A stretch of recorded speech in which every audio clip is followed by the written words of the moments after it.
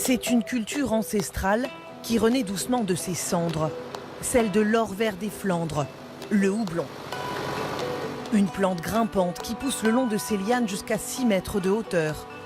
Christophe Gombert en cultive depuis une trentaine d'années. C'est ce qu'on va cueillir, hein. C'est le cône de houblon ici. Voilà. À l'intérieur, c'est la lupuline, la matière active qui va donner le goût et l'amertume à la bière. Une matière indispensable pour les brasseurs, mais dont la culture a bien failli disparaître il y a une quarantaine d'années, sous l'effet d'une concurrence féroce et à bas coût venue notamment d'Allemagne.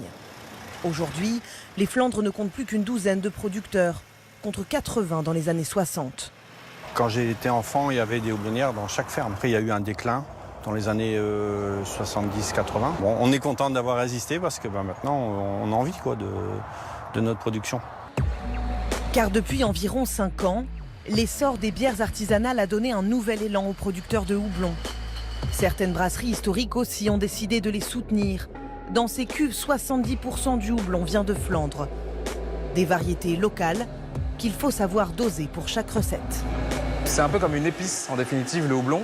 Des arômes plutôt de fruits exotiques, des arômes d'herbes fraîches, plutôt florales aussi, printaniers. Donc il y a plein de variétés de houblon qui nous permettent de donner des goûts à la bière qui sont très différents. Le directeur de cette brasserie dit vouloir aller plus loin en s'approvisionnant entièrement dans les Flandres. Mais pour l'heure, il doit encore faire venir certains houblons d'Alsace ou même des États-Unis. On utilise à peu près 70% de houblon local. Si on pouvait monter à 80-90%, on le ferait. Aujourd'hui, le problème, c'est qu'il n'y a pas suffisamment de planteurs. Si toutes les brasseries du Nord se fournissaient à 100% de houblon dans le Nord, il faudrait plus de 300 hectares. On pourrait multiplier les surfaces par 10. Un engouement pour le houblon local qui pousse pour la première fois depuis 40 ans de nouveaux producteurs à s'installer. Riquier Thévenin, ancien professeur de SVT, s'est lancé en bio il y a 5 ans. Malgré une culture particulièrement exigeante. Ouais, c'est vrai que c'est un peu fatigant. Voilà, faut tirer chaque liane. Et un investissement de départ conséquent, au moins 40 000 € par hectare. Moi, je suis sur 1 hectare, donc c'est petit. Un houblonnier, en moyenne, il démarre son activité sur 3 à 4 hectares. Bon, moi, là, comme moi, je ne suis pas du tout issu du milieu agricole, le projet se met en place petit à petit.